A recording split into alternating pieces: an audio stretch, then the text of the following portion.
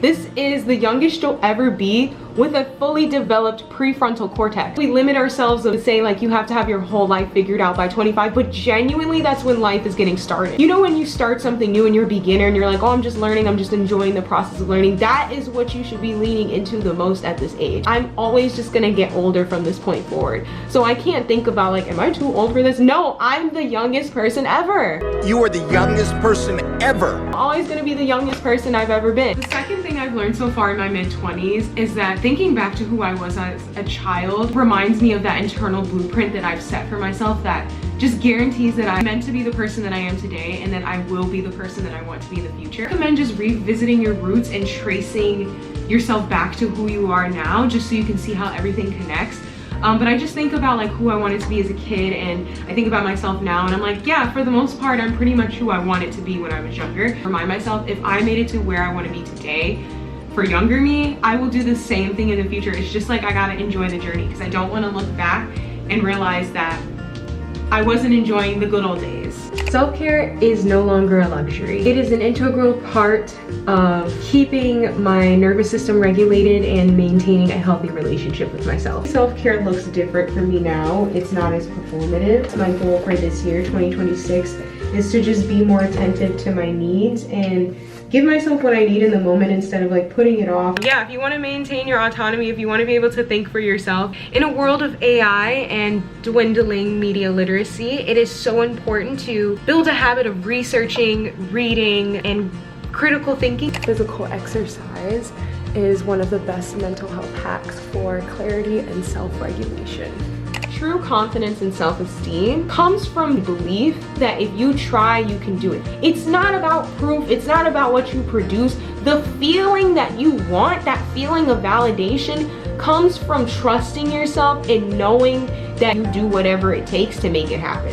Decentering men and romantic relationships has saved me so much time, pain, and effort, and has allowed me to enter a stage in my life where I can fully prioritize myself, my goals, my dreams. I already feel like I live my ideal life every day. I don't want to hold myself back. I don't want to hold anyone else back.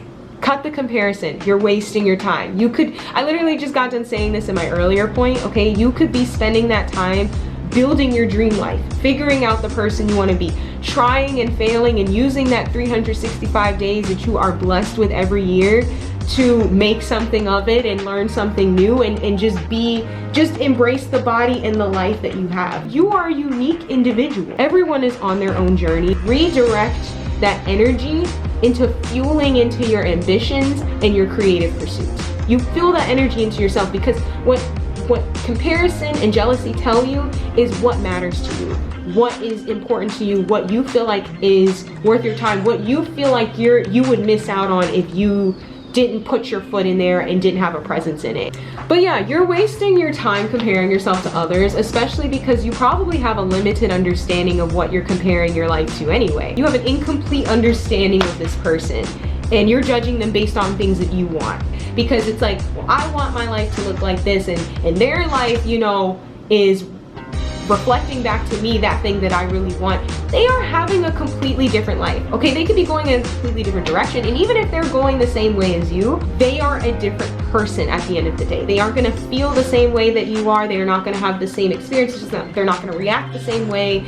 They are not you. And you should use that as your superpower. Focus on what's in front of you. If you can make the most of every single day, there is no reason to be anxious about the future and what is to come. When it comes to maintaining a sense of integrity and holding yourself accountable, self-awareness and empathy go hand in hand. Recently, I read Notes from the Underground by Dostoevsky, and the central idea that I took away from the book was narcissism sometimes comes from a place of wanting to be a part of something, wanting to be loved, validated. It's just the natural human desire of belonging, but without the trade-off of vulnerability and intimacy. The main character of the book, the underground man, it seemed that because he was unable to accept this trade-off, he just became very observational about the behaviors of people around him. He was very self-aware. He knew that he was projecting himself onto certain people, or like imposing his feelings that had nothing to do with other people, and getting frustrated when they respond with indifference. I think it's really important to have empathy for others. I think obviously that's what he was lacking, and he kind of talks about that in that book, that he lacked like a support system growing up, like that structure where he could learn how to develop empathy as a skill. It's very important to not only be self-aware, but to have a sense of empathy. Discernment is the key to navigating unfamiliar territory, especially in relationships. Assume good intentions always, but trust your intuition. If someone or something feels a little bit off, definitely trust your intuition, and the more that you lean on that, the stronger that you can develop your sense of discernment. My friends who struggle with decision paralysis, if you're not sure about a decision and the reason for that uncertainty or like hesitation is doubt about whether you'll make the wrong decision or not, or you know, you have a fear of making the wrong decision and you have a fear that like you won't be able to come back from the consequences, only you understand how much risk that you can take. Only you can calculate that for yourself. If you just don't know what to do and you're just scared about like, well, you know, what if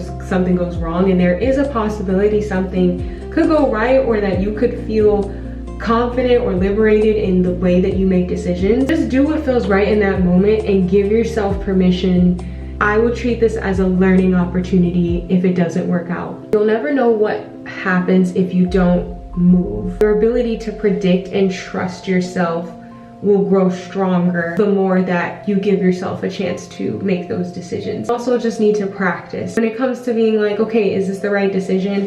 Go in with your gut, and if you're like, okay, I don't know what my gut feels like because I'm not used to trusting my gut, go with what feels right in that moment. Go get feedback. The next time you encounter a similarly uncomfortable situation, you're like building a muscle to be able to determine, how do I feel about this? What are my values? And letting your intuition kind of guide you. The keys to a long and healthy, successful life is to take care of yourself nutritionally and physically, you know, exercise regularly, and to constantly learn new things. I believe that as long as you establish a baseline of prioritizing self-care and having a natural curiosity for life, you will be okay. I want to make sure that I'm taking care of myself, and I want to make sure that I'm constantly learning new things and expanding my mind.